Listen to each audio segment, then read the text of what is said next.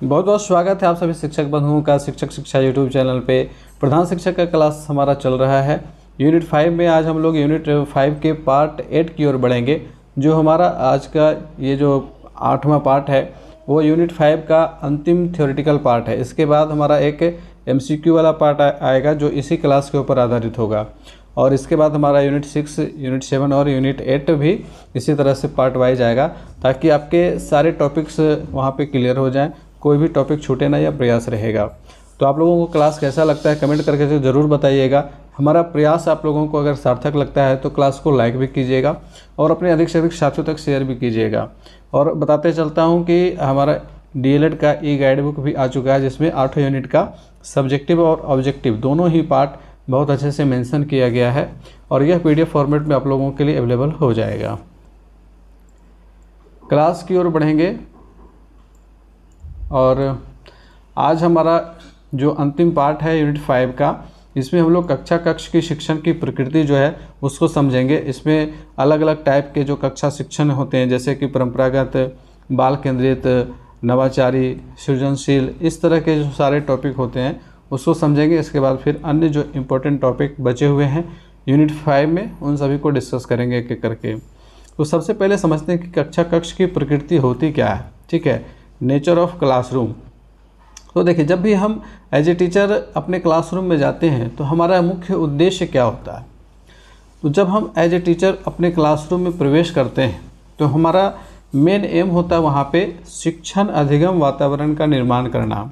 ठीक है, और चूँकि कक्षा कक्ष की प्रकृति सीधे सीधे शिक्षक के ऊपर डिपेंड करती है कि आप एज ए टीचर कितना कैपेबल हैं, वो आपके क्लासरूम से पता चल जाता है। तो कक्षा कक्ष की प्रकृति में हम लोग सबसे पहले ये समझेंगे कि कक्षा कक्ष होती क्या है। तो कक्षा कक्ष की अगर हम बात करते हैं तो वह एक भौतिक संसाधन है ना। स्कूल का हमारा एक क्या है, वो भौतिक संसाधन है, और अगर क्लासरूम नहीं हो तो फिर ये बहुत ही चुनौतीपूर्ण कार्य हो जाता है। तो सामान्य अवधारणा के अनुसार कक्षा कक्ष एक ऐसी भौतिक व्यवस्था है जहां अध्यापकों की सहायता से विद्यार्थियों द्वारा ज्ञान सृजन का कार्य किया जाता है। ज्ञान के निर्माण का कार्य कक्षा कक्ष के अंदर होता है। ठीक है, भौतिक संरचना के दृष्टिकोण से कक्षा कक्ष विद्यालय की एक सरल इकाई होती है। और आप लोग देखते होंगे कि कुछ विद्यालय अभी ऐसे हैं जहाँ पे क्लासरूम नहीं है, तो वहाँ पे कितना चैलेंज हो जाता है एक शिक्षक के लिए। क्लासरूम अगर नहीं है तो फिर वहाँ पे सारी प्रक्रिया बाधित होती है। कक्षा कक्ष के विविध स्वरूप हम लोग देखते हैं। एक तो पारंपरिक प्रणाली जो चली आ रही है वर्षों से। अब बात आती है सृजनात्मक कक्षा कक्ष की प्रकृति। इसके अलावा नवाचारी, इनोवेटिव, तो ये है क्या, इनको हम लोग सभी टर्म में समझते चलते हैं। तो पारंपरिक कक्षाएं जो हैं वह मूल रूप से शिक्षक केंद्रित हुआ करती थी, है ना। अभी तक हमारे पहले हमारी जो पीढ़ियां थी, है ना, हम अपने समय में चले जाते हैं तो हम लोग अपने क्लासरूम को किस तरह से देखते हैं और अभी के क्लासरूम में क्या बदलाव आए हैं, तो आप आसानी से इस चीज़ को समझ सकते हैं। तो हमें जिस तरह से पढ़ाया गया था वो बिल्कुल शिक्षक केंद्रित हुआ करती थी। वहाँ पे टीचर ही सर्वे सर्वा होते थे, वो जो कुछ कहते थे हमें केवल उनको फॉलो करना होता था, है ना। बहुत ही कम एक्टिविटीज़ हुआ करती थी, प्राथमिक स्तर पर तो बिल्कुल भी नहीं हुआ करती थी। ठीक है, तो परंपरागत शिक्षण में अध्यापक पूरी कक्षा को एक साथ निर्देशित करता है तथा किसी भी विद्यार्थी या छात्र को स्वतंत्र रूप से कार्य करके सीखने का अवसर नहीं मिलता है। वहाँ पे रटंत प्रणाली जो है ना वो ज़्यादा प्रमुख होती है। रट लेने की प्रवृत्ति को ही श्रेष्ठ माना जाता है। शिक्षक आए, बोर्ड पर उन्होंने कुछ परिभाषाएं लिखा दी, कुछ थ्योरीज लिखा दी, और स्टूडेंट्स को क्या करना है, उन्हें रट लेना है। ठीक है, और इसके आधार पर विषय के निर्देशों को पढ़ करके सवाल हल करने की आधारभूत दक्षता विकसित कर ले, इसे ही छात्र के भविष्य के लिए उपयोगी माना जाता है। तो अभी भी आज के संदर्भ में भी देखें तो एक बहुत बड़ा हिस्सा जो है ना अपने क्लासरूम का वो शिक्षक केंद्रित ही होता है। थोड़ा थोड़ा सा इंक्लूजन हुआ है छात्र केंद्रित का, लेकिन अभी भी एक बड़ा हिस्सा शिक्षक केंद्रित ही है, और इसको पूरी तरह से इग्नोर भी नहीं किया जा सकता है। ऐसा भी नहीं कहा जा सकता है कि पूरी तरह से बेकार है। इसका एक बड़ा हिस्सा जो है अभी भी उपयोगी है और आने वाले टाइम पे भी उपयोगी रहेगा, तभी तो शिक्षक की महत्ता बरकरार रहेगी। अब इसके आगे का टॉपिक देख लेते हैं। वर्तमान शैक्षणिक परिवेश में कक्षा कक्ष का स्वरूप भी छात्र अधिगम की सहजता को बढ़ाने के लिए परिवर्तित किया गया है। ऐसे में अधिगम के लिए कक्षा कक्ष को ही एकमात्र स्रोत नहीं माना गया है, बल्कि अधिगम यानी कि सीखने के लिए सबसे आवश्यक शैक्षिक परिवेश के निर्माण को माना गया है। ठीक है, अधिगम के लिए सबसे आवश्यक शैक्षणिक परिवेश के निर्माण को माना गया है। अभी हमने डिस्कस किया कि जब आप अपने क्लास में जाते हो तो आपका सबसे मेन एम क्या होता है, मुख्य उद्देश्य क्या होता है, शैक्षणिक परिवेश का निर्माण करना। ठीक है, शिक्षण अधिगम वातावरण का निर्माण करना। और जिन भी शिक्षक में ये कैपेबिलिटी होती है तो उनकी कक्षा को आप देखेंगे तो बहुत जॉयफुल होता है, लर्निंगफुल होता है।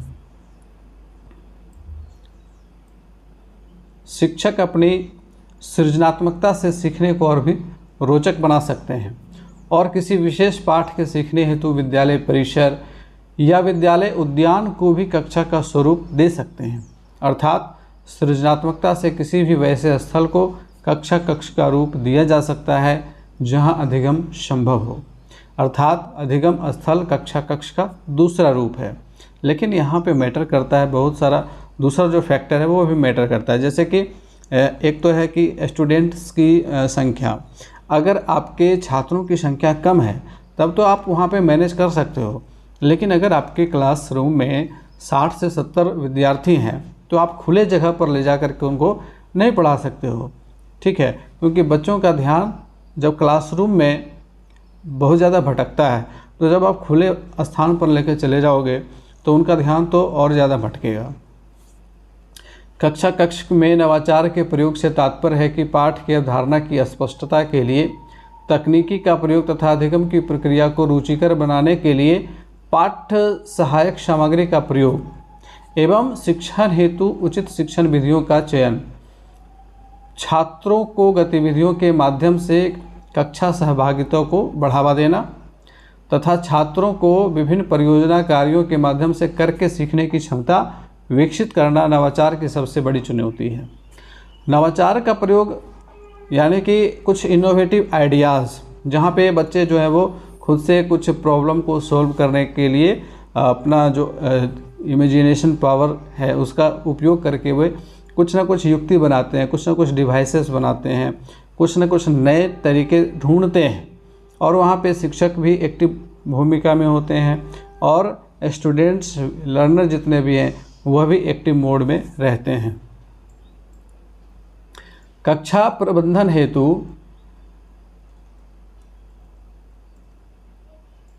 आपको निम्न बिंदुओं पर ध्यान देना चाहिए।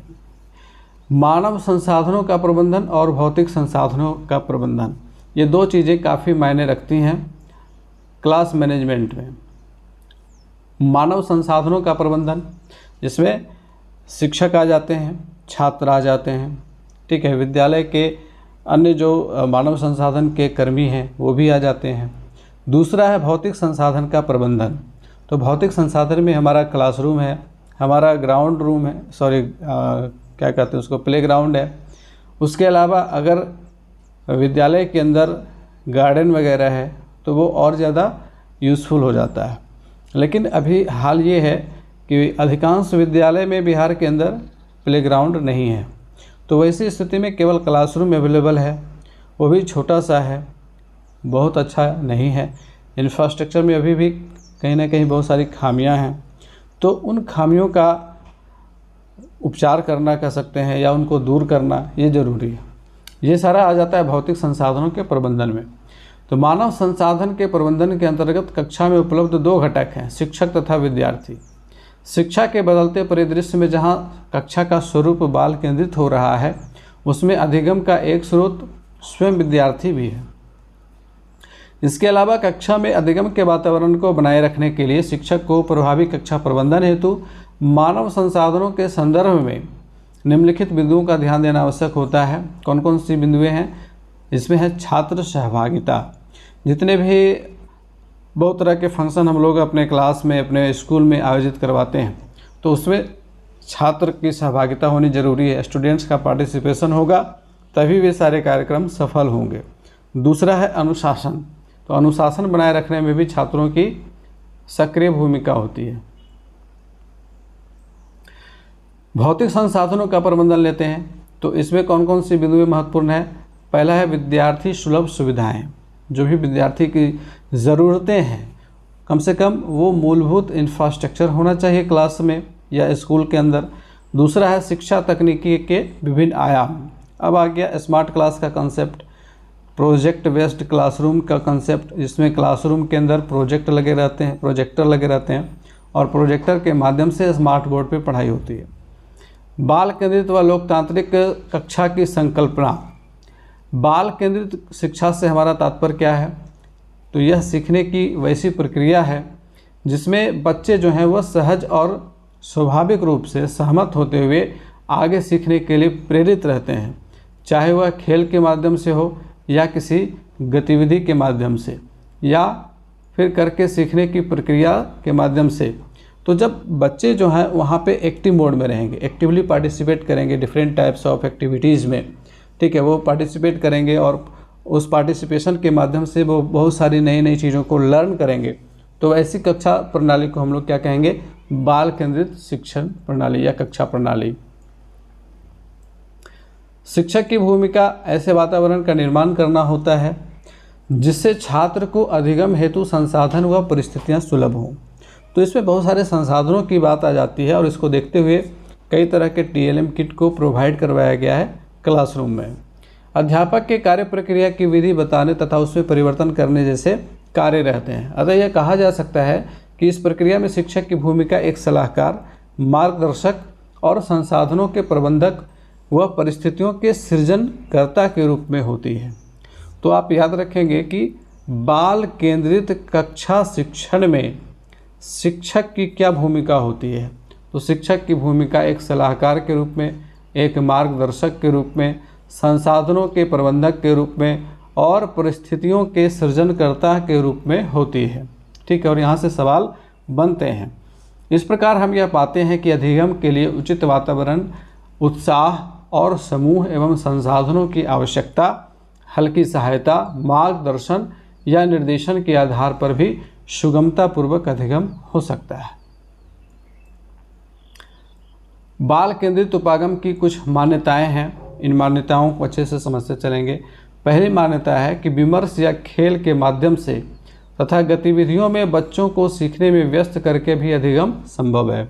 बहुत तरह के ऐसे एक्टिविटीज़ हैं जिसमें हम अपना प्लान बनाते हैं कि किसी चीज़ को अगर सिखाना है तो उसके लिए कौन सी एक्टिविटीज़ कराई जाए, कौन से ऐसे खेल हैं जिसके माध्यम से हम शिक्षण के बहुत सारे कॉन्सेप्ट्स को सिखा सकते हैं, समझा सकते हैं। तो उस खेल के माध्यम से हम बच्चों में उस चीज़ को हम डेवलप करवा देते हैं। जैसे कि अबेकस के ऊपर, गिनतारा के ऊपर अगर आप बच्चों को वहाँ पे बीट्स को गिनना सिखाएंगे तो उससे उनमें क्या होगी, गिनती की अवधारणा जागेगी, गिनती की अवधारणा की समझ उनमें आएगी, ठीक है, वो गिनना सीखेंगे। इसके अलावा वो फिर संख्या के नंबर सिस्टम को समझना शुरू करेंगे, इकाई, दहाई, सैकड़ा, हज़ार, इस तरह से वो संख्या मान को समझेंगे। इसके अलावा उसमें हम उनको प्लेस वैल्यू, इसके अलावा फेस वैल्यू सिखा सकते हैं। एक क्वेश्चन आता है कभी कभी मैथमेटिक्स के अंदर कि अगर गणित में कोई बच्चा दाहिने तरफ से जोड़ कर रहा है, ठीक है, जैसे कि आप लोगों ने देखा होगा बहुत सारे बच्चे को अगर आप जोड़ देते हैं तो वह जोड़ने की क्रिया को यहाँ से शुरू कर देता है। 6 2 8 जोड़ेगा, 7 3 10 कर देगा, 4 3 7 कर देगा, ठीक है। तो बाएं से दाएं की ओर चलता है। तो अगर वो बाएं से दाएं की ओर चल रहा है और हमें सिखाना है कि नहीं, पहले हम यहाँ पे जोड़ की प्रक्रिया करेंगे, 4 3 7 को जोड़ेंगे, ठीक है, राइट साइड से, फिर लेफ़्ट साइड की ओर जाएंगे। तो कैसे सिखाएंगे हम? एक क्वेश्चन पूछा जाता है कि अगर गणित में कोई बच्चा बाएं से दाएं जोड़ कर रहा है तो आप उसमें सुधार के लिए गणित के कौन से टूल का प्रयोग करेंगे, ठीक है। तो यहाँ पे हमारा आंसर होगा एबेकस का प्रयोग करेंगे, ठीक है। एबेकस मतलब गिनतारा। तो एबेकस के प्रयोग से हम बच्चों में इसके कॉन्सेप्ट को डेवलप करवा सकते हैं। एबेकस में इस तरह से छड़ लगे होते हैं और इसमें बीड्स डाले जाते हैं, ठीक है। टोटल आप सिंपल वाला जो एबेकस देखिएगा तो उसमें टोटल 10 बीड्स होते हैं, ठीक है। तो जब इसमें 10 बीड्स कम्प्लीटली फुल हो जाता है तो फिर इससे एक बीड्स इसमें चलाता है, ये पूरा खाली हो जाता है। मतलब पहले बच्चा इसको फुल करेगा, फिलअप करेगा, इसके बाद फिर इसमें आएगा, फिर इसमें आएगा, फिर इसमें आएगा, तब इसमें आएगा, ठीक है। तो यहाँ पे उसमें इंडिकेट भी किया हो रहता है 1s, 10s, 100 इस तरह से। तो इस तरह से हम उनको एबेकस के माध्यम से सिखा सकते हैं। तो इस तरह के सवाल पूछे जाते हैं, सीटेट के अंदर पूछे जाते हैं अधिकतर, ठीक है। वहाँ पे मैथमेटिक्स का जो सेक्शन होता है तो उसमें पेडागोजी का 15 प्रश्न पूछा जाता है, तो वहाँ पे इस तरह के सवाल आपको देखने को मिलते हैं, ठीक है। तो बाल केंद्रित उपागम की अगर हम बात करते हैं तो कुछ ऐसी एक्टिविटीज़ हैं जिनके माध्यम से हम गणित के विभिन्न एक्टिविटीज़ को, विभिन्न कॉन्सेप्ट को सिखा सकते हैं। आपको गणित के बहुत सारे TLM का भी ध्यान में रखना है। एक TLM आपका है जियो बोर्ड वाला, आप लोगों ने देखा होगा, इस तरह का एक बोर्ड रहता है और उस बोर्ड में जो है ना इस तरह से डॉट डॉट डॉट, मतलब कि कुछ ऊंची ऊंची प्लास्टिक की बनी होती हैं, वो एक तरह से कह सकते हैं कील की तरह निकली होती हैं, ठीक है। और रबड़ बैंड दिया जाता है और रबड़ बैंड जब हम इसमें फंसाते हैं और फंसा करके अलग अलग तरह के ज्योमेट्रिकल शेप्स को सिखा सकते हैं। इसमें हम त्रिकोण बना सकते हैं, इसमें चतुर्भुज बना सकते हैं, विभिन्न प्रकार के वर्ग, आयत, इस तरह से जो 2D आकृतियाँ होती हैं उनका निर्माण हम करना सिखा सकते हैं जियो बोर्ड के माध्यम से। तो आपने देखा ही होगा TLM आप लोगों के स्कूल में भी गया होगा, तो उसमें आप देखिए एबेकस होगा आपका, ये जियो बोर्ड हो गया, 10 ग्राम होगा, ठीक है, 10 ग्राम का यूज किया होता है। तो इस तरह के जो TLM वाला किट गया है तो उससे आपके क्वेश्चंस बनेंगे, तो यहाँ पे इस चीज़ को ध्यान में रखना है। अगला है कि शिक्षक अधिगम का एकमात्र स्रोत नहीं है बल्कि छात्र दूसरे छात्रों से अंतःक्रिया करके भी सीखते हैं, और इसको कहते हैं हम लोग पीयर ग्रुप लर्निंग। क्या कहते हैं? पीयर ग्रुप लर्निंग, जिसको समवय समूह अधिगम भी कहा जाता है। तो इसमें इसका कॉन्सेप्ट क्या है कि बच्चे जो है ना वो आपस में इंटरेक्शन करके भी सीखते हैं, और अक्सर देखा जाता है, आपने खुद भी अनुभव किया होगा अपने स्टूडेंट लाइफ में या अभी के समय में भी, जब आप कुछ नया चीज़ सीखना चाहते हैं और आपके किसी फ्रेंड को वो चीज़ आती है तो आप उससे हेल्प ले करके सीख सकते हो, ठीक है। तो इसको हम लोग क्या कहते हैं? इसको कहते हैं समवय समूह अधिगम के द्वारा सीखना। इसके बाद है अवधारणाओं का पूर्ण अधिगम तभी संभव है जब हम स्वयं से करके सीखते हैं। तो एडगर डेल के अनुभव शंकु में भी हम लोगों ने देखा था कि जो सबसे इफ़ेक्टिव लर्निंग है वो क्या होता है? Learning by doing. जब हम लोग खुद से कुछ काम को करते हैं, उसमें एक्टिवली पार्टिसिपेट करते हैं, तो क्या होता है? वह लर्निंग सबसे ज़्यादा दिनों तक रहती है। 2 सप्ताह का लर्निंग वो दिखा रहा था ना, तो 90% रिटेन होता है ये वाला करके सीखने वाला, ठीक है, 90% रिटेन होता है। और जो केवल पढ़ करके सीखा जाता है उसका केवल 10% याद रह पाता है। तो रिटेनिंग पावर हमारी बढ़ जाती है करके सीखने से। करके सीखने की प्रक्रिया में उत्पन्न कौतूहल छात्र को चिंतन के लिए अभिप्रेरित करता है। छात्र उसमें जब एक्टिवली पार्टिसिपेट करते हैं तो कई तरह के सवाल उनके मन में आते हैं, ऐसा होता तो क्या हो सकता था, ऐसा अगर नहीं होता तो क्या होता, इस तरह के कई सवाल उनके मन में आते हैं। किसी के अनुभव को सुनकर के या देख करके भी छात्र पुनरावृत्ति करके सीखते हैं, ठीक है। तो इसको अनुकरण के द्वारा सीखना भी कहते हैं।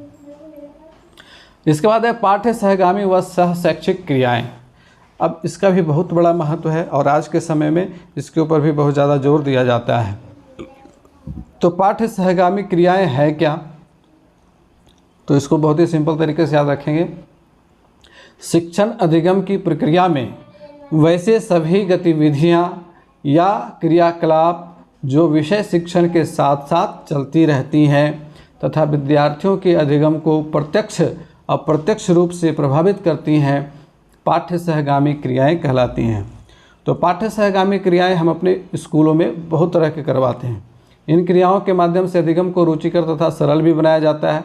जैसे इसमें हम शामिल कर सकते हैं खेलकूद को, इसमें हम शामिल कर सकते हैं डांस कंपटीशन को, रोल प्ले को, बागवानी, क्षेत्र भ्रमण, फील्ड ट्रिप जिसको हम लोग कहते हैं, क्षेत्र भ्रमण पर ले जाते हैं, ऐतिहासिक स्थलों के निरीक्षण के लिए कर सकते हैं, या फिर वहाँ पे परिभ्रमण के लिए मुख्यमंत्री परिभ्रमण राशि भी विद्यालय को प्रदान की जाती है, जिसके द्वारा जो है बच्चों को घुमाने के लिए ले जाया जाता है ना। प्रदर्शनी के माध्यम से बहुत तरह की प्रदर्शनी हम अपने स्कूल में भी करवा सकते हैं, बाल मेला का आयोजन करवा सकते हैं। तो इन सभी क्रियाओं में विद्यार्थी अपनी योग्यता, रुचि तथा चुनाव के अनुसार भाग लेते हैं। ये क्रियाएं सभी विद्यार्थियों के लिए अनिवार्य नहीं होते हैं।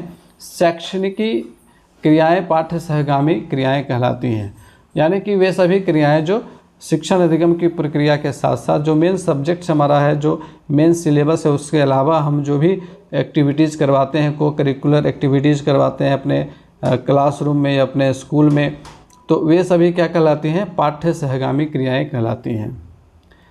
पाठ्य सहगामी क्रियाएं विद्यार्थियों के व्यक्तित्व विकास में सहायक होती हैं।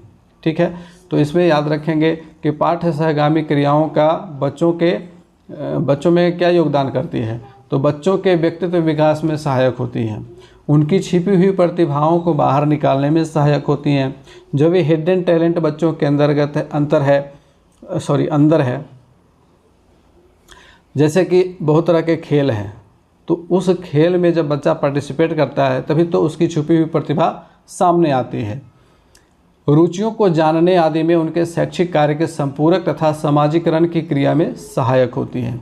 ये जो भी पाठ्य सहगामी क्रियाएं हैं, ये समाजीकरण में भी सहायक होती हैं, क्योंकि जब हम लोग इसमें खेल का आयोजन करवाते हैं तो उनमें नेतृत्व की क्षमता का विकास होता है, समूह में गतिविधि करने की भावना जागृत होती है, एक दूसरे को हेल्प करने का भाव जागृत होता है। तो इस तरह से समाजीकरण की क्रिया भी उनमें चलते रहती है। पाठ्य सहगामी क्रियाएं विद्यार्थियों के शारीरिक, मोटर यानी कि मांसपेशी संबंधी, साहित्यिक, सांस्कृतिक, नागरिकता, सामाजिक, मनोवैज्ञानिक तथा सौंदर्यात्मक विकास में सहायक होती हैं, जिससे उनका दृष्टिकोण व्यापक होता है। तो इसमें हम लोग बच्चों का मोटर डेवलपमेंट भी देखते हैं कि बहुत ज़्यादा अच्छा हो जाता है। और मोटर डेवलपमेंट में हम लोग जानते हैं कि gross motor skill, fine motor skill, स्थूल गत्यात्मक कौशल और सूक्ष्म गत्यात्मक कौशल, ये 2 प्रकार के कौशल होते हैं। तो इन दोनों के विकास में पाठ्य सहगामी क्रियाएं बहुत अच्छा रोल निभाती हैं। अब आते हैं विभिन्न विषयों से संबंधित पाठ्य सहगामी गतिविधियां। बहुत तरह के विषय हम लोग अपने स्कूलों में देखते हैं, तो अलग अलग विषय के अकॉर्डिंग हम कुछ गतिविधियों के ऊपर चर्चा करेंगे, और एज ए टीचर आप लोगों को इसको फॉलो भी करना है। ठीक है, फॉलोअप कीजिएगा तभी तो इसका बेनिफिट मिलेगा। जैसे कि भाषा विकास के संदर्भ में अगर हम लैंग्वेज टीचिंग कर रहे हैं, चाहे वो हिंदी हो, इंग्लिश हो, संस्कृत हो, उर्दू हो, जब भी कभी आप भाषा विकास अगर बच्चों को करवाना चाहते हैं तो आप इन गतिविधियों को अपने स्कूल में करवा सकते हैं। वाद विवाद प्रतियोगिता, जिसमें बहुत तरह के टॉपिक्स हम लोग देते हैं बच्चों को, और उसके ऊपर एक पक्ष और दूसरा विपक्ष बनता है। ठीक है, एक ग्रुप पक्ष का, एक ग्रुप विपक्ष का बनाइए और दोनों में कंपटीशन करवाइए। उसके अलावा है निबंध प्रतियोगिता। हम लोग अक्सर देखते हैं कि सरकार की तरफ से भी बहुत सारी निबंध प्रतियोगिता के बारे में कई बार लिंक दिए जाते हैं, प्रोवाइड करवाए जाते हैं। उस लिंक के माध्यम से बच्चों को अपने निबंध को वहाँ पे सबमिट करवाना होता है। जैसे कि वृक्षारोपण, ये हमारा पर्यावरण दिवस जब आ जाता है, दहेज प्रथा के ऊपर, शराबबंदी के ऊपर, तो इस तरह से निबंध प्रतियोगिता करवाई जाती है। कहानियाँ कहना, कविता वाचन, गीत गाना, पहेलियाँ सुनाना, अंतराक्षरी खेलना, ये सारी गतिविधियाँ हमारे स्कूलों में होती हैं, जिसके माध्यम से हम लोग बच्चों के भाषा विकास में बहुत ज़्यादा सहायता देते हैं। अब है शारीरिक विकास के संदर्भ में। तो शारीरिक विकास में जितनी भी खेल वाली गतिविधियाँ हैं उसको आप करवाइए। इसमें दौड़ना है, झूलना है, तैरना है। तो तैरना तो स्कूल के अंदर करवाना संभव नहीं है, उसके लिए आपको पोखर, नदी, तालाब में जाना पड़ेगा। खेल खेलना है, फिसलना है, पीटी और ड्रिल करवाना है, उछलना, उछालना, लटकना, रस्सी कूदना, ये बहुत सारी एक्टिविटीज़ हैं जिसके माध्यम से हम बच्चों का शारीरिक विकास करवाते हैं। इसके अलावा है सामाजिक एवं नैतिक विकास के संदर्भ में। तो सामाजिक और नैतिक विकास के संदर्भ में भी बहुत सारी एक्टिविटीज़ हैं, जैसे कि दूसरों की सहायता करना। हम अपने क्लासरूम में कहते हैं बच्चों को कि एक दूसरे की हेल्प क्या करो, दूसरों के साथ प्रेम का व्यवहार करना, ठीक है, स्नेह का भाव होना चाहिए हर एक व्यक्ति के प्रति। इसके अलावा हर एक जीव के प्रति स्नेह का व्यवहार होना चाहिए, ऑब्वियसली है। बड़ों का आदर करना, सामाजिक कार्यों में रुचि लेना, जहाँ भी सामाजिक कार्य होते हैं वहाँ पे आप पार्टिसिपेट करो, उसमें अपना इन्वॉल्वमेंट दिखाओ, ठीक है। सौंपे गए कार्यों को समय पर संपादित करना, पंक्चुअलिटी बच्चों में आनी चाहिए। पर्यावरण की सुरक्षा के प्रति समर्पण होना चाहिए। विनम्रता पूर्वक अपनी बात रखना, अगर आपको अपनी बात रखनी हो तो आप रिक्वेस्ट करके अपनी बात को रख सकते हो, इस तरह से बच्चों को सिखाना। तो ये सब है सामाजिक एवं नैतिक विकास के संदर्भ में। इसके अलावा है हस्त कौशल के विकास के संदर्भ में। अगर आप बच्चों का हस्त कौशल में विकास करवाना चाहते हो तो आप उसे ये सारी एक्टिविटीज़ करवा सकते हो, जैसे कि रेखा चित्र बनाना। तो रेखा चित्र बनाएंगे, विभिन्न तरह के कलाकृतियों को वो बनाएंगे। मूर्ति कला हो गई, इसमें मूर्ति कला में अगर कोई बच्चा इंटरेस्टेड है तो उसको भी उसमें बढ़ावा देना चाहिए। रंगोली निर्माण प्रतियोगिता, अलग अलग तरह के अवसरों पर 15 अगस्त, 26 जनवरी, दीपावली, होली, इस तरह के जब अवसर आते हैं तो उसके अवसर पे हम रंगोली निर्माण प्रतियोगिता करवा सकते हैं। खिलौने, गुड़िया, मुखौटों को बनवाना, ठीक है, विभिन्न प्रकार के खिलौने बच्चे बना लेते हैं, मुखौटे बना लेते हैं। शेर का मुखौटा कोई बना लेगा, कोई बंदर का मुखौटा बना लेगा। फिर उसके द्वारा आप रोल प्ले भी बच्चों से करवा सकते हो, विभिन्न तरह के जानवरों की एक्टिंग भी करवा सकते हो, ठीक है। कागज़ की कलाकृतियाँ बनाना, ओरिगामी जिसको हम लोग कहते हैं, क्या कहते हैं, ओरिगामी, इसको भी याद रखिएगा। ये एक जापानी शब्द है जिसका अर्थ होता है कागज़ की कलाकृतियाँ बनाना, ठीक है। जैसे कि कागज़ के नाव हैं, कागज़ के जहाज़ हैं, कागज़ के कमल के फूल हैं, इस तरह के बहुत सारी चीज़ें ओरिगामी कहलाती हैं।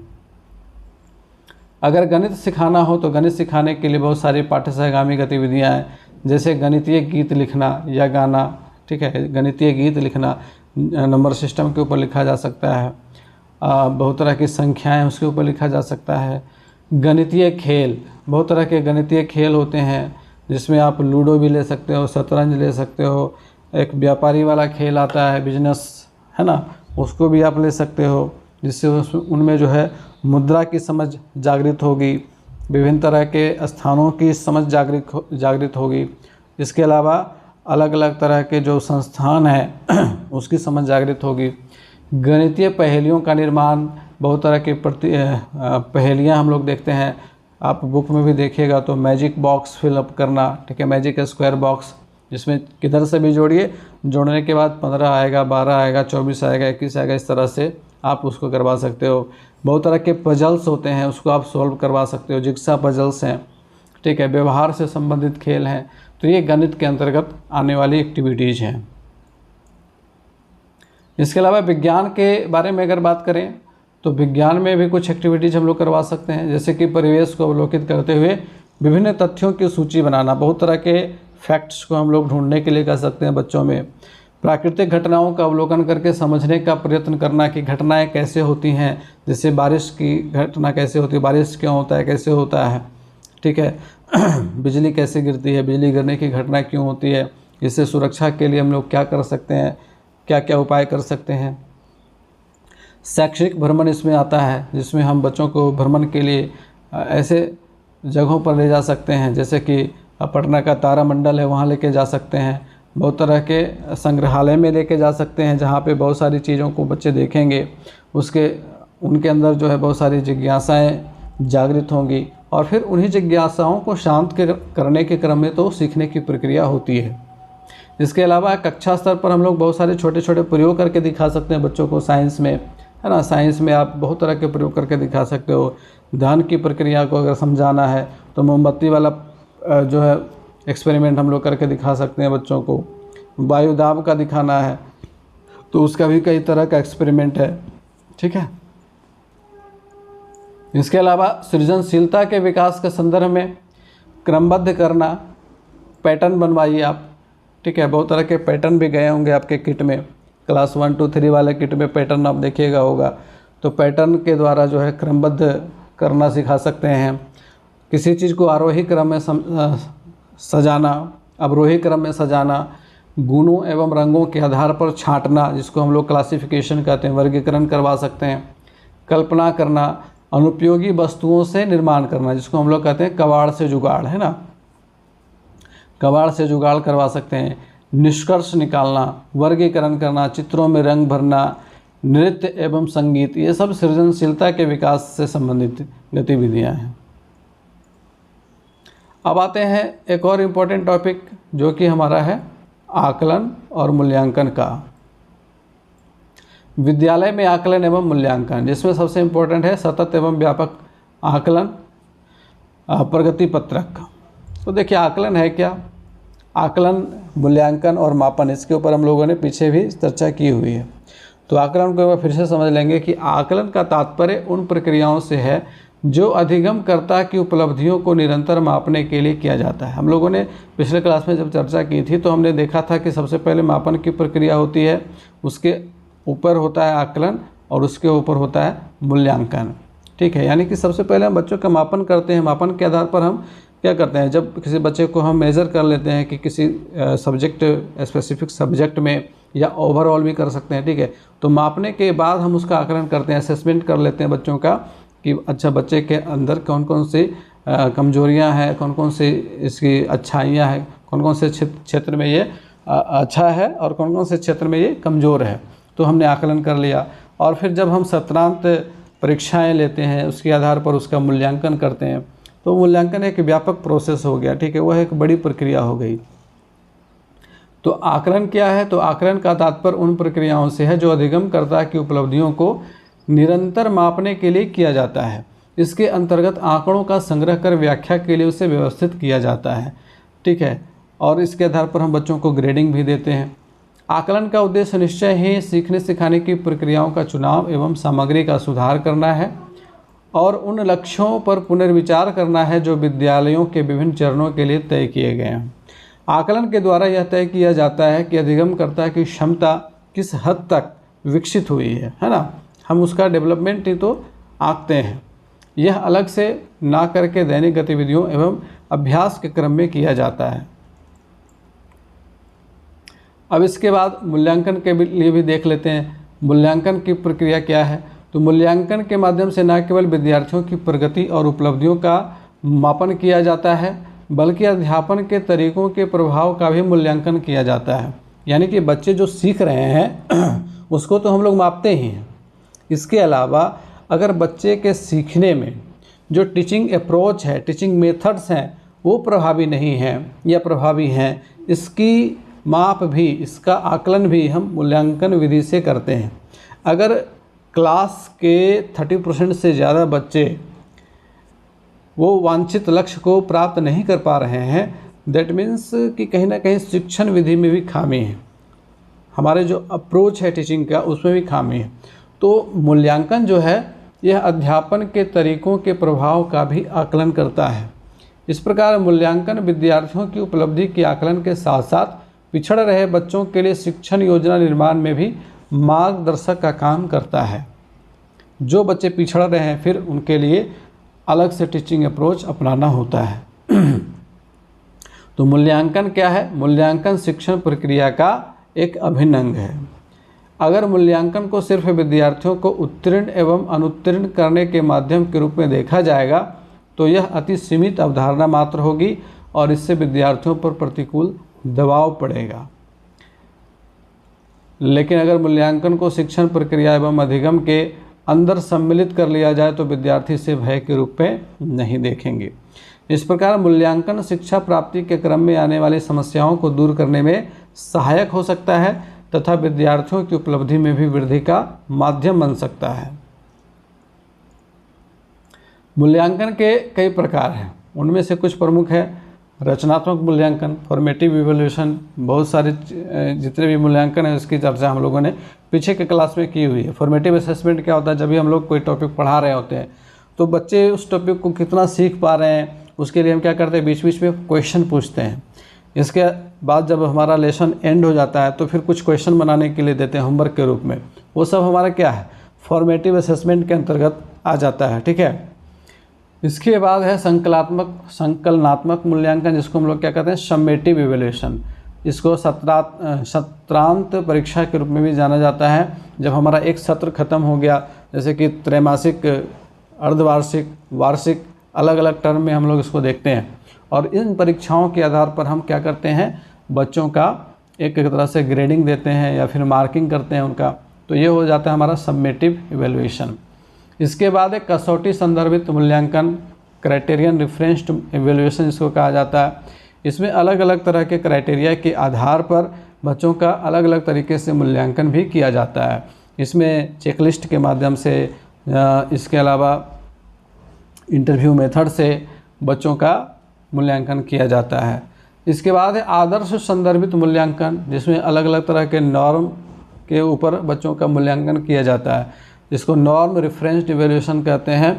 और फिर लास्ट में है सतत एवं व्यापक मूल्यांकन, ठीक है। और CCE की अवधारणा जो है सबसे इम्पोर्टेंट है, continuous and comprehensive evaluation.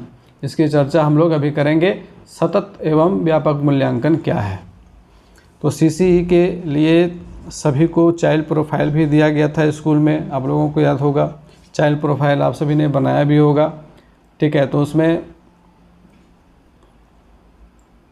Child profile में हम लोगों ने देखा था कि अलग अलग सब्जेक्ट्स के साथ साथ अलग अलग उसका जो बच्चों की कह सकते हैं कि जैसे कि उसमें बहुत सारे टॉपिक दिए हुए हैं, आप प्रगति पत्रक में देख लेंगे। तो उसका अनुशासन कैसा है, उसका व्यवहार कैसा है, उसका प्रतिदिन विद्यालय आने की उसकी रेगुलरिटी कितनी है, पंक्चुअलिटी क्या है, ठीक है। तो अलग अलग बिंदुओं को भी हम लोग उसमें देखते हैं, ठीक है। खेल में भी रुचि है, अगर कोई सांस्कृतिक कार्यक्रम होता है तो उसमें भाग लेता है या फिर नहीं लेता है।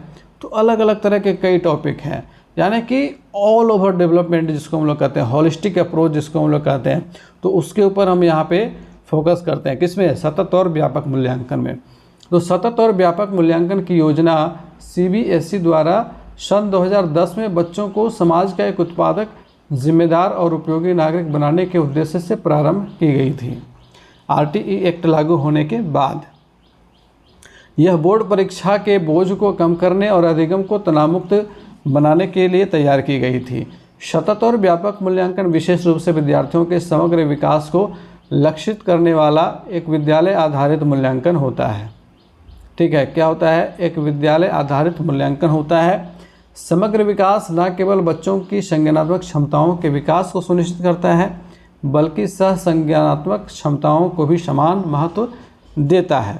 यह केवल कॉग्निटिव लेवल को जांचने का काम ही नहीं करता है, बल्कि ऑल ओवर डेवलपमेंट, जैसा कि अभी हमने चर्चा की कि यह बच्चों के cognitive domain, affective domain, psychomotor domain, तीनों डोमेन के ऊपर इसका मूल्यांकन होता है।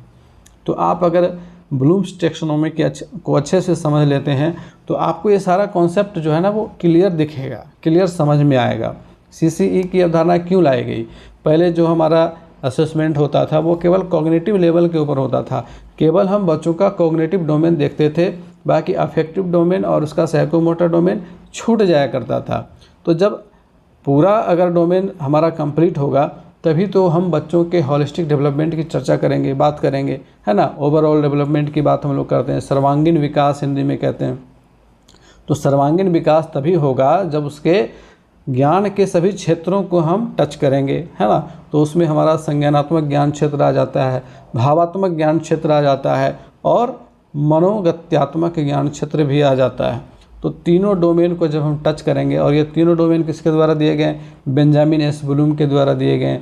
फर्स्ट यूनिट में ही हम लोगों ने इसको अच्छे से डिस्कस किया हुआ है। तो इसको अच्छे से समझ के रखिए, ठीक है। और अलग अलग डोमेन के अलग अलग लेवल्स हैं, वो और ज़्यादा गहराई में अगर जाएंगे तो उसको भी समझना ज़रूरी है। अब आते हैं कि सतत और व्यापक मूल्यांकन शब्द में सतत का क्या अर्थ है? सतत का मतलब लगातार, कंटिन्यूअस, कभी भी बीच में ब्रेक नहीं होना चाहिए। ऐसा नहीं कि पहले क्या होता था, एग्ज़ाम 3 महीने में एक बार हुआ, फिर 6 महीने में हुआ, फिर वर्ष 9 महीने में, और फिर जाकर के वार्षिक, यानी कि साल भर में 4 एग्ज़ाम, बीच में 3-3 महीने गैप है। अब इसमें क्या किया गया कि लगातार उसका असेसमेंट करना है। साप्ताहिक मूल्यांकन इसमें इंक्लूड किया गया, मासिक मूल्यांकन इंक्लूड किया गया, ठीक है। तो लगातार मूल्यांकन करते रहना है। और मूल्यांकन के लिए पहले क्या था, केवल विषय आधारित मूल्यांकन होते थे। जो भी विषय की पढ़ाई हो रही है, math, Hindi, English, science, Sanskrit, Urdu, Hindi, सबको मिला करके जो एग्ज़ाम का नंबर आया वही आपके बच्चे का उपलब्धि का पैमाना हुआ करता था, लेकिन अब उसमें चेंज किया गया। अब केवल विषय आधारित मापन नहीं होता है, बल्कि ऑल ओवर डेवलपमेंट को देखा जाता है, उसके व्यवहार को देखा जाता है, उसके रुचि को देखा जाता है, यानी कि सारे डोमेन्स को टच किया जाता है और वो लगातार प्रोसेस ये चलती रहती है। तो सतत का तात्पर्य क्या होता है कि मूल्यांकन प्रक्रिया में नियमितता आवधिकता से है। ठीक है, विद्यार्थियों का विकास एक सतत प्रक्रिया है और शैक्षणिक सत्र के प्रारंभ से लेकर के पूरी अवधि के दौरान विभिन्न पहलुओं पर प्रगति का आश्वासन होता है। इकाई परीक्षण की संख्या, कक्षा निर्देशन के दौरान आकलन का औपचारिक और अनौपचारिक तरीका, मूल्यांकन की नियमितता, विद्यार्थियों की शक्तियों और कमजोरियों की पहचान, सीखने की समस्याओं का निदान, निवारक उपायों के सुझाव और परीक्षण और पुनः परीक्षणों से शिक्षकों और विद्यार्थियों को अन्य मूल्यांकन में मदद मिलती है।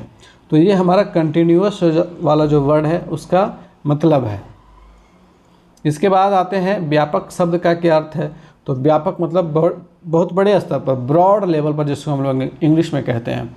तो ब्रॉड लेवल पे बच्चों का यहाँ पे मूल्यांकन किया जाता है सारे डोमेन्स को, जैसे कि अभी हमने चर्चा की कि तीनों डोमेन को यहाँ पे इंक्लूड किया जाता है।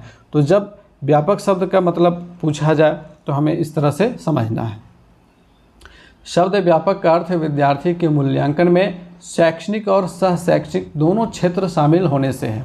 ठीक है, शैक्षणिक क्षेत्र में संज्ञानात्मक क्षेत्र के विषय विशिष्ट क्षेत्र शामिल हैं, जैसे याद रखना, समझना, लागू करना, विश्लेषण करना, मूल्यांकन करना और रचना करना। ठीक है, ये जो आप देख रहे हैं लेवल्स, ये किसके लेवल्स हैं?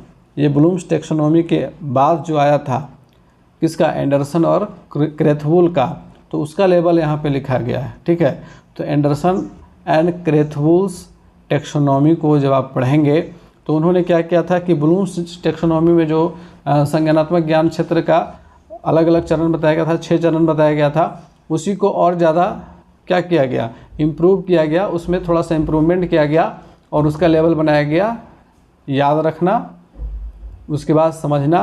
ठीक है, इसको हम लोग कहते हैं नॉलेज, अंडरस्टैंडिंग। इसके बाद फिर लागू करना आ गया, यानी कि एप्लीकेशन आ गया। फिर विश्लेषण करना आ गया, ठीक है, एनालिसिस। इसके बाद इवेल्युएशन आ गया और फिर रचना इसमें जोड़ा गया। ठीक है, कंस्ट्रक्ट, तो यहाँ पे रचना करना आ गया। सह शैक्षणिक क्षेत्र में जीवन कौशल, दृष्टिकोण, आदतें, रुचि, मूल्य और सह पाठचर्या संबंधी गतिविधियाँ आदि जैसे भावात्मक और मनोगत्यात्मक कुशलताओं का समावेश होता है। यानी कि इन सारे टॉपिक को हम लोग इंक्लूड करते हैं। इन सारे क्षेत्र को पहले छोड़ दिया जाता था, अब इसको सबको इंक्लूड कर लिया गया। यह विद्यार्थियों में एक स्वस्थ नागरिक, उपयुक्त दृष्टिकोण, विभिन्न व्यवहारिक कौशल और शैक्षणिक गुणों के साथ साथ वांछनीय गुणों वाले कौशल विकसित करने में सहायता करता है। अब आते हैं एक और इम्पोर्टेंट टॉपिक लेते हैं, चाइल्ड पोर्टफोलियो। चाइल्ड पोर्टफोलियो आप लोगों ने देखा भी होगा, चाइल्ड पोर्टफोलियो को चाइल्ड प्रोफाइल कभी कभी इसको कह दिया जाता है। चाइल्ड पोर्टफोलियो जो रहता है उसमें बच्चे का समग्र डाटा रहता है। यह प्रत्येक विद्यार्थी के लिए अलग अलग बनाया जाना चाहिए। ठीक है, चाइल्ड पोर्टफोलियो जो होता है वो अलग अलग फाइल में बच्चों के बारे में सारा विवरण रहता है। ठीक है, जो फ्लाईलीफ वाला फोल्डर देखते हैं ना, फाइल फोल्डर, तो जितने बच्चे आपके क्लासरूम में हैं उतने वो फ्लाईलीफ होंगे और उसके अंदर बच्चों का सारा डेटा रहेगा, हर एक बच्चे का। उसमें सबसे पहले तो छात्र का विवरण रहेगा, उसका नाम, उसके बारे में सारी जो उसका पर्सनल डिटेल्स होता है वो रहेगा। ठीक है, तो इसके अलावा उसका जैसे जैसे असेसमेंट हुआ है, चाहे वो मंथली असेसमेंट हो, साप्ताहिक मूल्यांकन हो, मासिक मूल्यांकन हो, अर्धवार्षिक मूल्यांकन हो, वार्षिक मूल्यांकन हो, सभी मूल्यांकन के डेटा को उसमें कलेक्ट किया जाता है। इसके अलावा बच्चों के संबंध में अगर कोई विशेष बात हो उसको भी उसमें लिखा जाता है। तो यह जो है प्रत्येक विद्यार्थी के लिए अलग अलग बनाया जाना चाहिए। इसमें बच्चों से संबंधित सभी प्रकार की जानकारियों का संकलन होता है, जिसे देखकर उसकी सामाजिक, आर्थिक एवं शैक्षणिक स्थिति का मूल्यांकन किया जा सकता है। तो एक सवाल यहाँ से बनता है कि बच्चों के सामाजिक, आर्थिक एवं शैक्षणिक स्थिति के मूल्यांकन के लिए निम्नलिखित में से किसका अवलोकन किया जाता है? तो चाइल्ड प्रोफाइल का। ठीक है, प्रगति पत्रक वहाँ पे नहीं होगा। आई बात समझ में? वहाँ पे चाइल्ड प्रोफाइल हमारा, सॉरी, चाइल्ड पोर्टफोलियो, प्रोफाइल नहीं, चाइल्ड पोर्टफोलियो, वहाँ पे हमारा आंसर हो जाएगा। ठीक है, तो इसमें देखिए चाइल्ड पोर्टफोलियो में 3 प्रकार की चीज़ें होती हैं। इसमें हम कौन कौन से प्रोफाइल बनाते हैं? चाइल्ड प्रोफाइल या ए भी हम इसको इंग्लिश में कहते हैं। इसमें बच्चे एवं उसके परिवार के बारे में सामान्य जानकारी एवं उसके स्वास्थ्य संबंधी टिप्पणियाँ होंगी, यानी कि उसका पर्सनल डिटेल होगा। पहला जो पेज होगा, जो चाइल्ड प्रोफाइल ए वाला होगा, उसमें क्या होगा, उसके बारे में समस्त जानकारी होगी। इसको प्रिंटेड भी किया जा सकता है, पेज पे प्रिंट आउट निकाल करके इसको फिलअप किया जा सकता है। इसके अलावा चाइल्ड प्रोफाइल बी जो होगा, इसमें संज्ञानात्मक और संज्ञानात्मक प्रगति का ब्यौरा इसमें अंकित होगा, साथ ही शिक्षकों के सुझाव एवं टिप्पणियां भी लगी रहेंगी। ठीक है, बच्चों द्वारा बनाई और जुटाई गई सामग्री, उसके द्वारा लिखी गई सामग्री, पूछे गए सवाल एवं किए गए उल्लेखनीय कार्यों का ब्यौरा भी उसके पोर्टफोलियो में होगा। तो ये जो है हमारा ये चाइल्ड प्रोफाइल सी हो जाएगा। ठीक है, ए, बी और सी 3 चीज़ें रहेंगी। तो पहला प्रोफाइल में क्या आ जाएगा, बच्चों का पर्सनल डिटेल आ जाएगा। दूसरे प्रोफाइल में क्या आ जाएगा, उसका संज्ञानात्मक एवं सहसंज्ञानात्मक प्रगति का ब्यौरा, यानी कि उसने जितना एग्ज़ाम दिया है, जितना भी टेस्ट दिया है, उसका संकलन रहेगा उसमें। इसके अलावा उसका जितना भी अलग अलग क्षेत्र में अगर उसने कुछ भी अचीवमेंट किया है, चाहे वो किसी खेल में पार्टिसिपेट उसने किया है, वहाँ पे उसने कोई मेडल जीता है, कोई पुरस्कार जीता है, उसके बारे में वहाँ पे वर्णन रहेगा। इसके अलावा अगर उसने खुद से कोई रचना की है, ठीक है, तो बच्चों के द्वारा बनाई गई या जुटाई गई सामग्री, अगर कोई बच्चा इंस्पायर अवार्ड मानक में भाग लिया तो उसने क्या कुछ बनाया था, तो उसकी जानकारी इसमें रहेगी।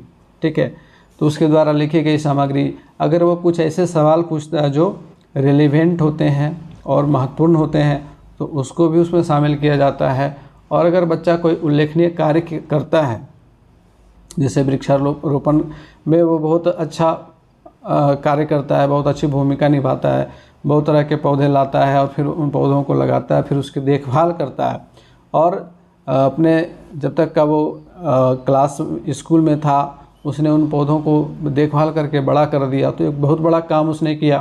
तो इस तरह से जो बच्चों के द्वारा अचीवमेंट है उनको हम शामिल करते हैं चाइल्ड पोर्टफोलियो में। इसके बाद बात करेंगे विद्यार्थियों का प्रगति पत्रक क्या होता है। तो प्रगति पत्रक को आप सभी ने देखा है, इसके बारे में ज़्यादा बताने की ज़रूरत है नहीं। प्रगति पत्रक आप लोग देखिएगा तो 4 पन्नों का होता है टोटल। ठीक है, 2 फोल्ड में रहता है, तो 2 दूनी 4 हो गया, और उसके ऊपर सारा विवरण रहता है। और इसमें हम ग्रेडिंग करते हैं बच्चों का, है ना, बच्चों का ग्रेडिंग करते हैं कि, और प्रत्येक विषय के अलग अलग बिंदु दिए हुए रहते हैं। तो प्रगति पत्रक से आशय उस दस्तावेज से है जिसमें बच्चों से संबंधित सामान्य सूचनाएं एवं प्रगति का विवरण दर्ज किया जाता है। प्रगति पत्रक, प्रोग्रेस रिपोर्ट इसको इंग्लिश में कहते हैं। तो जैसे जैसे बच्चों का प्रोग्रेस होता है वह उसमें दिखता है। बच्चों के प्रगति पत्रक में बच्चों की सामान्य जानकारी के अलावा बच्चों के सीखने के स्तर को भी प्रत्येक सत्र के बाद अंकित किया जाता है। इसे अंकित करने के लिए शिक्षण सहयोग संदर्शिका एवं रजिस्टर की सहायता ली जाती है। इसके बाद विद्यालय का भी प्रगति पत्रक होता है। विद्यालय का प्रगति पत्रक विद्यालय दर्पण के समान होता है, और विद्यालय दर्पण के नाम से भी आता है, विद्यालय शाला के नाम से भी आता है, जिसे विद्यालय से जुड़ी लगभग सारी जानकारियों को सम्मिलित किया गया है। यह प्रगति पत्रक प्रत्येक सत्र के अंत में अर्थात जुलाई, नवंबर एवं मार्च में भरा जाना होता है। यह 5 खंडों में विभक्त होता है। पहले खंड में विद्यालय से संबंधित सामान्य जानकारी, इसके बाद इसकी भौतिक स्थिति, इसके बाद प्रबंधन एवं सामुदायिक सहभागिता, इसके बाद फिर अकादमिक उपलब्धियां, और फिर विद्यालय की ग्रेडिंग। तो इसको मिलाकर के कुल एक विद्यालय का प्रगति पत्रक होता है। इसके बाद बात करेंगे शिक्षक वृत्तिक विकास की अवधारणा, आवश्यकता, नीतिगत विमर्श व सीमाएं। तो ये बहुत इंपॉर्टेंट टॉपिक है क्योंकि ये सभी हम शिक्षकों से रिलेटेड है। शिक्षा आयोग की एक रिपोर्ट आई 1964-66 में। इसके अकॉर्डिंग इसमें कोई संदेह नहीं कि शिक्षा के स्तर और राष्ट्रीय विकास में शिक्षा योगदान को जितनी भी बातें प्रभावित करती हैं, उनमें शिक्षक के गुण, क्षमता और चरित्र सबसे महत्वपूर्ण होते हैं। तो शिक्षा आयोग की रिपोर्ट में ये कहा गया है कि शिक्षक के गुण, क्षमता और चरित्र सबसे अधिक महत्वपूर्ण है। राष्ट्रीय शिक्षक आयोग एक इसकी रिपोर्ट आई थी 1983-1985 में। तो इसकी रिपोर्ट में यह रेखांकित किया गया है कि शिक्षक का दर्जा एक जटिल वैज्ञानिक संकल्पना है और विभिन्न सांस्कृतिक संदर्भों में इसका अर्थ भिन्न भिन्न हो सकता है। राष्ट्रीय शिक्षा नीति की समीक्षा रिपोर्ट 1990 ने भी इस बात पर जोर दिया कि सामाजिक परिवर्तन की प्रक्रिया में शिक्षकों को एक अत्यंत महत्वपूर्ण भूमिका निभानी होगी। उन्हें राष्ट्रीय विकास में सक्रिय सहभागी के रूप में जटिल कार्य करना होगा। इस संदर्भ में शिक्षकों का सामाजिक दर्जा, उनके जीवन की भौतिक दशाएं तथा उनके कार्य का वातावरण अत्यंत महत्वपूर्ण बातें हैं। क्या क्या कहा गया है कि शिक्षकों का सामाजिक दर्जा, उनके जीवन की भौतिक दशाएं तथा उनके कार्य का वातावरण, ये तीन चीज़ें जो हैं वो अत्यंत महत्वपूर्ण बातें हैं। किसके लिए? तो एक शिक्षक के लिए। शिक्षक वृत्तिक विकास की अवधारणा। शिक्षक वृत्तिक विकास, इसको इंग्लिश में कहा जाता है CPD, कंटिन्यूअस। C4 हो गया कंटिन्यूअस, P4 हो गया प्रोफेशनल और D4 हो गया डेवलपमेंट। कंटिन्यूअस प्रोफेशनल डेवलपमेंट, ठीक है।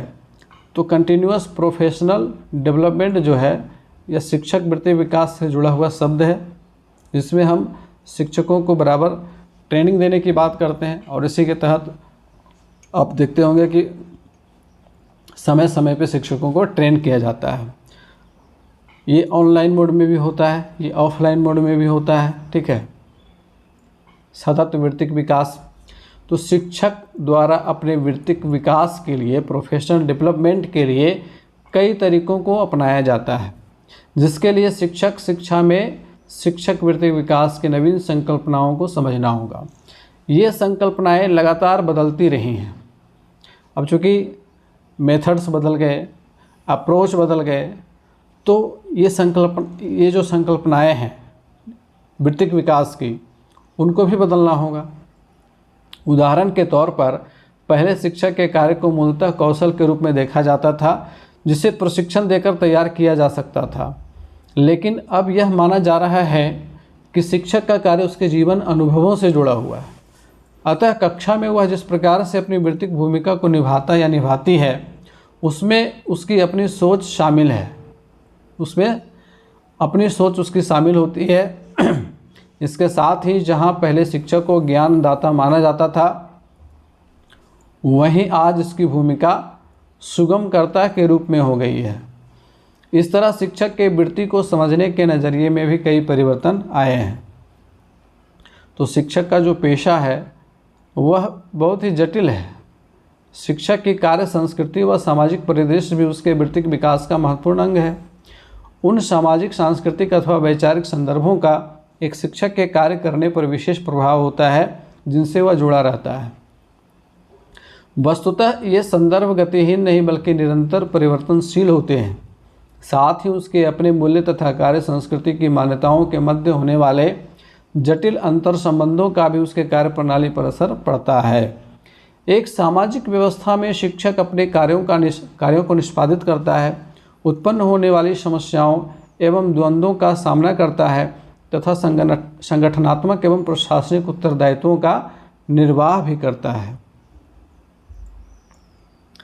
शिक्षकों के वृत्तिक विकास में शिक्षक प्रशिक्षण कार्यक्रमों की काफ़ी अहम भूमिका होती है, क्योंकि इन प्रशिक्षण कार्यक्रमों के माध्यम से नवीन सूचनाओं की प्राप्ति होती है, अभिवृत्ति में बदलाव आता है, शिक्षण कौशलों का विकास होता है। ठीक है, तो शिक्षण प्रशिक्षण कार्यक्रम किस लिए आवश्यक हैं? तो नवीन सूचनाओं की संप्राप्ति होती है, शिक्षकों की अभिवृत्ति में, एटीट्यूड में बदलाव आता है, शिक्षण कौशलों का विकास होता है, टीचिंग स्किल में डेवलपमेंट देखने को मिलता है। शिक्षक वृत्तिक विकास के लिए प्रशिक्षण कार्यक्रमों के स्वरूप क्या है? तो हमने देखा है कि इसमें सेवा पूर्व अध्यापक प्रशिक्षण आता है। अब तो ये मैंडेट हो गया है, आवश्यक हो गया है कि वही व्यक्ति शिक्षक बनेंगे जिन्होंने सेवा में आने से पहले अध्यापक प्रशिक्षण कार्यक्रम पूरा किया हो। उसमें DLED आ जाता है आपका, BEd आ जाता है। और अब आप आ गया है 4 वर्षीय इंटीग्रेटेड BEd। इसके बाद है सेवाकालीन शिक्षक प्रशिक्षण, इन सर्विस ट्रेनिंग जिसको कहते हैं।